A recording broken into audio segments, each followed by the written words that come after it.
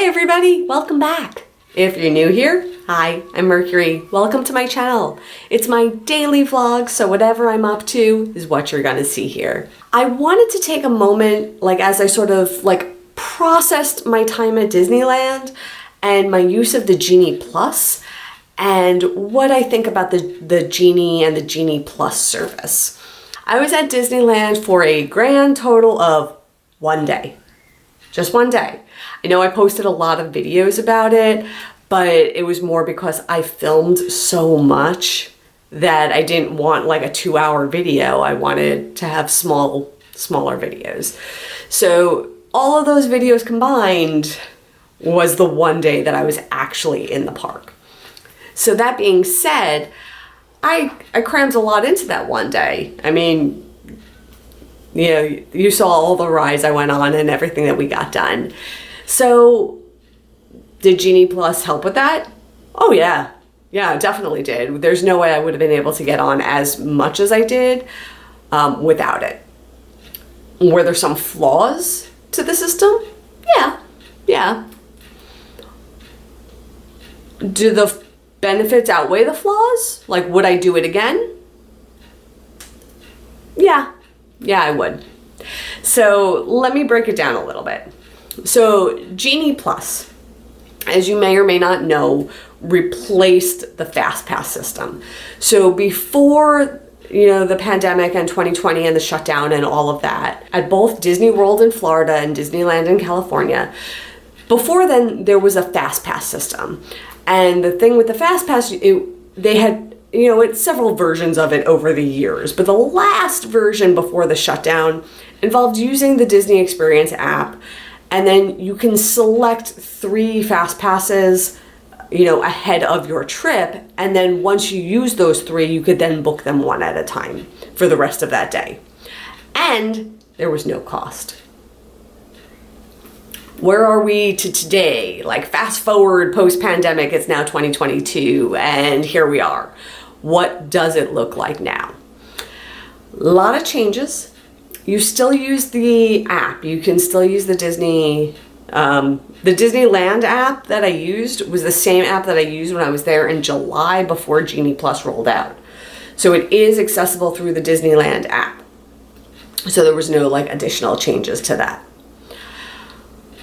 What rides does it work on? So at Disneyland Park, I'm going to read the list. Autopia, which is the little cars that you could drive around. It would be like the Disneyland equivalent of the Tomorrowland Speedway. Big Thunder Mountain Railroad, Buzz Lightyear Astro Blasters, The Haunted Mansion, Indiana Jones Adventure, It's a Small World, Matterhorn Bobsleds, Millennium Falcon Smugglers Run, Roger Rabbit Toon Spin, Space Mountain, Splash Mountain, and Star Tours The Adventure Continues. There's also an option for an individual purchase lightning lane for Rise of the Resistance. That is an additional cost separate from the Genie Plus. How does this work? In Disneyland, California, when I was there, Genie Plus cost $20 per person per day.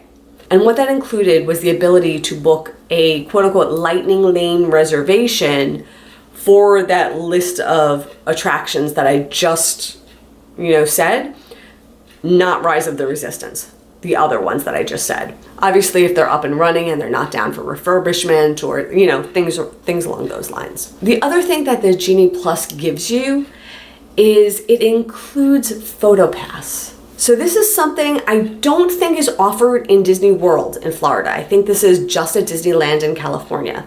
But that $20 a day includes PhotoPass. So you have unlimited digital downloads of your photos that are taken by Disney photographers. So I thought that was pretty nifty. I thought that was a great idea. I thought that was a great inclusion. That's the nuts and bolts to it. Then, like I said, if you wanted to be able to use the lightning lane for Star Wars Rise of the Resistance, that was an additional fee on top of the $20 if you were doing the Genie Plus, or it could just be purchased a la carte. You don't need the Genie Plus to just purchase the Rise of the Resistance lightning lane. Okay, I hope I didn't confuse anybody with this yet. It's not the most straightforward system. And speaking of not the most straightforward system, there's a bit of a learning curve to this, and it led to us like not being sure what to pick or what the best strategy was for how to do this. You know, do you book something that you could use right away, or do you book something that might have like a further wait, but because you can't book anything again for 2 hours? So that's the thing.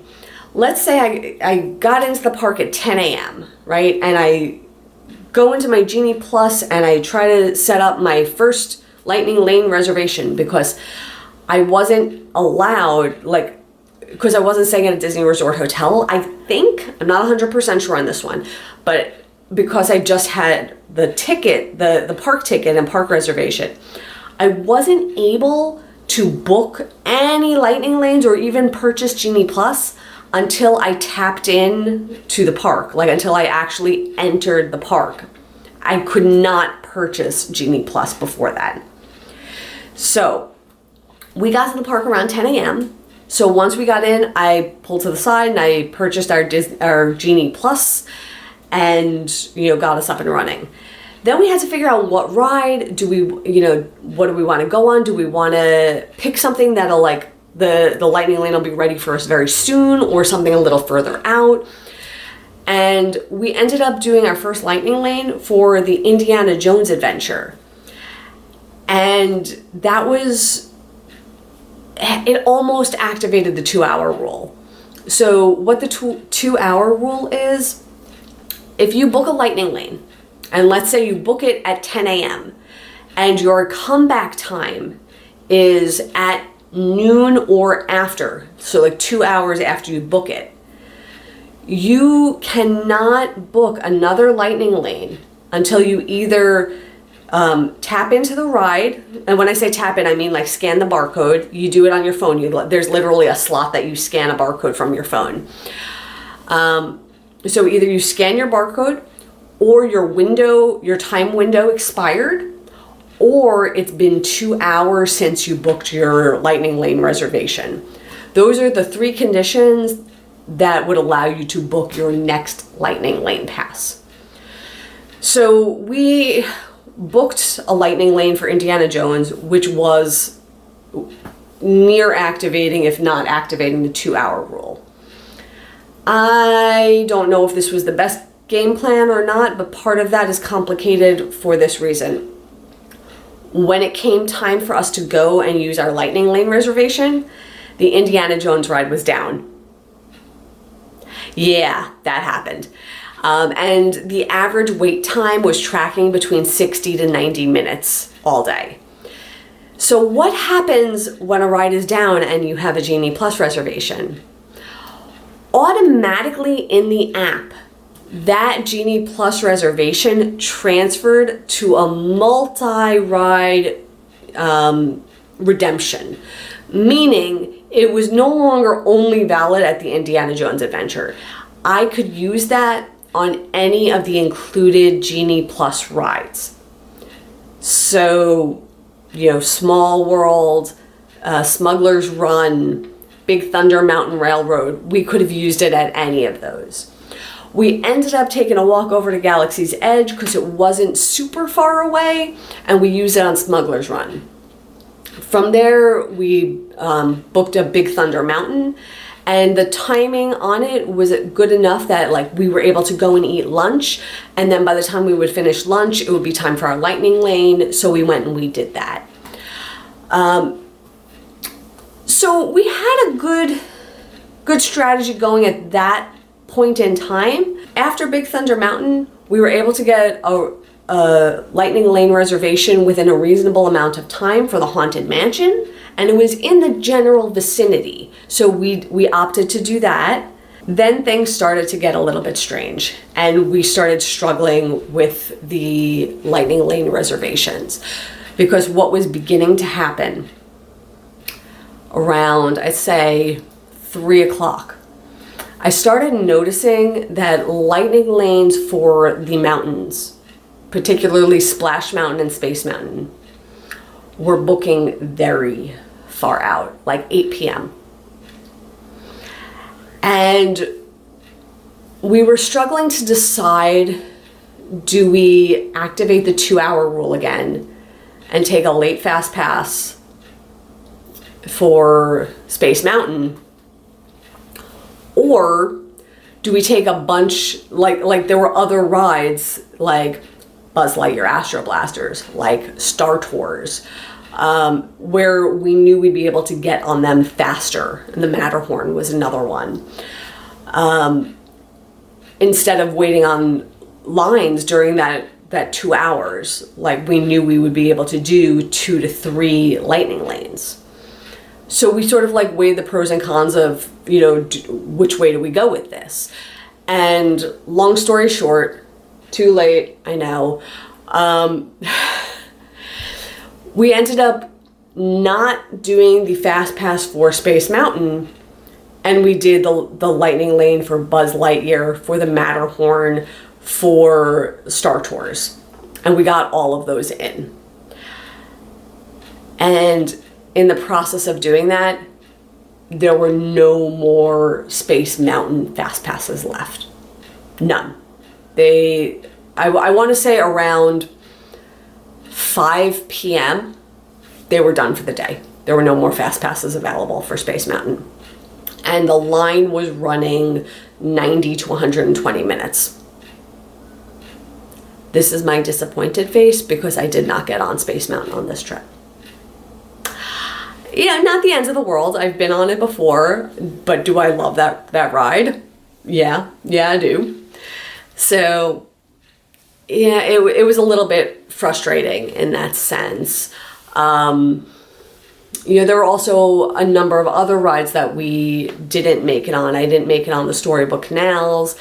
We didn't make it on Peter Pan's Flight. Didn't make it on Dumbo. Pirates of the Caribbean was closed. So in all fairness, that was, it's down for a refurb right now. We did not make it into the Enchanted Tiki Room. We did not make it to Autopia. So there are a number of things that I was just not able to do in a single day because there's a lot to do. It's also hard to sort of say, well, without Genie Plus, I would have gotten on even less. But also, if there was no Genie Plus period, the lines would move faster and the lines wouldn't be as long. Because basically what happens is you have the standby queue here, and instead of it just moving and moving and moving and moving and moving, because you're only pulling from one line, right? They have some sort of system where it's like they let some from the standby queue go, and then they have the lightning lane queue, and they let some from the lightning lane, then some from the standby, and then some from the lightning lane. So in doing that, it slows down the standby queue, right? It's just the nature of how it works. I really couldn't tell you if the lines would move faster, if the lines would not be as long if there was no Genie Plus period. I will say when I was there in July, the lines were not this long. They were not. The longest line I waited on in July was when I went on Radiator Springs Racers, and I think at most we waited hour, maybe a little over an hour for that. But we were not seeing these huge wait times. But in all fairness, different point in time. Disneyland had just reopened, not so long before then. I don't remember if it was before or after the annual passes came back, like the key. So point in time, there was different stuff going on too. So there's no way, it's not an apples and apples comparison. So I don't really know. But I do know if there is Genie Plus in effect, which there is, and you do not get the Genie Plus, you will be waiting in some very long lines. Was it worth it in these, under these circumstances, was it worth it? I absolutely think so. One thing that was a bit disappointing to me, remember how I said it included PhotoPass photos? The only PhotoPass photographers that we were able to find were in front of the castle and the partner statue. We could not find PhotoPass photographers anywhere else in the park. That doesn't mean they weren't there, but we were in every land and I did not see PhotoPass photographers around. I also did not see any on-ride photos for any ride that I went on, with the exception of Buzz Lightyear Astro Blasters. And those photos were, number one, very grainy, like to the point that I couldn't recognize me and my sister to identify which photo was ours. And you don't need PhotoPass to obtain them. It's like a special thing where you're able to email them to yourself. You know, it's like an email from space. But like Big Thunder Mountain, Millennium Falcon, Matterhorn, nothing had on-ride photography that I noticed. You know, and usually it's like as you're exiting the ride, it's like right there, right? I didn't see any. So although it sounds like a lovely perk to have the PhotoPass included, I wouldn't count that as like a huge feature if there's no photographers to take the pictures. So you can get great pictures in front of the castle and on Main Street and by the partner statue. Absolutely. I definitely saw PhotoPass photographers there, but those were the only places I saw them. So that's just something to keep in mind. So overall, would I do this again? For me, I'm not traveling in a big group. It was just me and my sister, and we were only there for one day. If you're trying to get a lot in a short period of time, absolutely. I would absolutely do Genie Plus again if I was in these circumstances.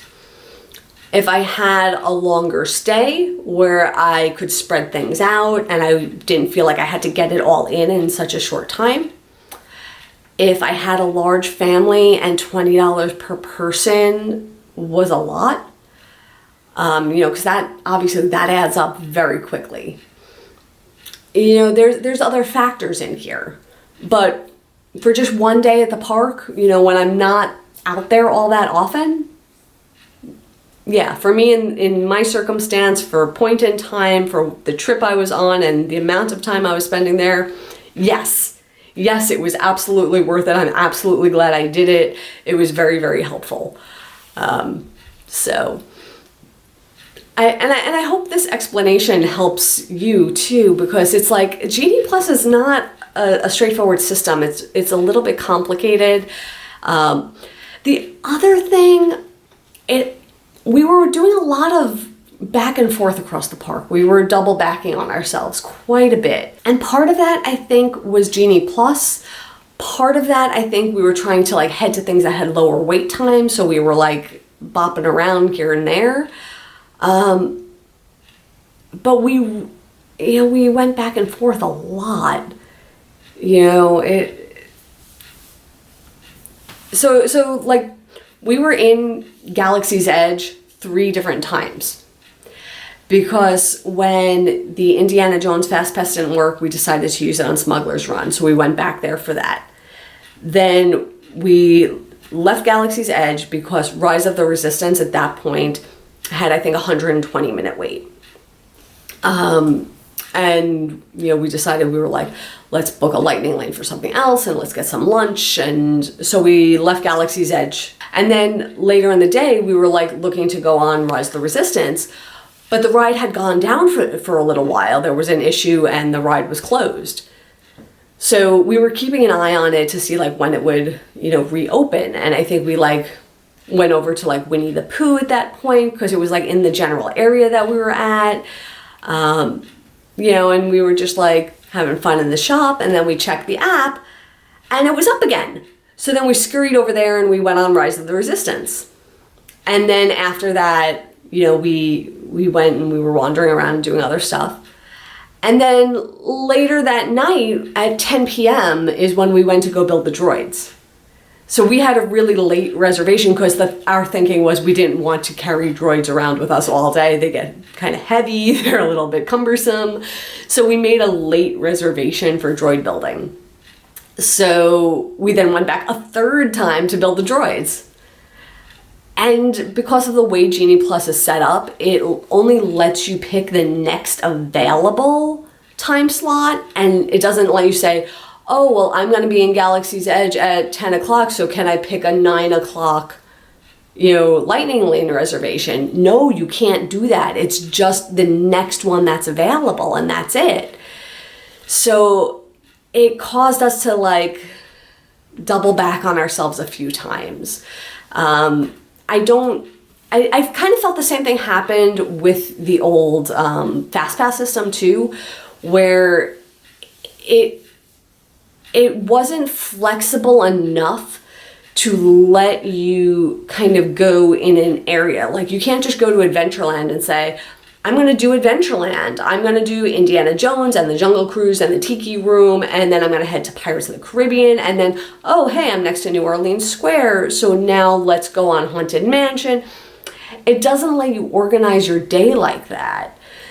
And then it leads to some back and forth and double backing, and yeah, that's my only real gripe with any of these sort of fast pass systems is it's best intentions to help you make your reservations, but it's not planful enough that prevents you from having to go all across the park sometimes. And granted, you don't have to. You don't have to go from one end of the park to the other.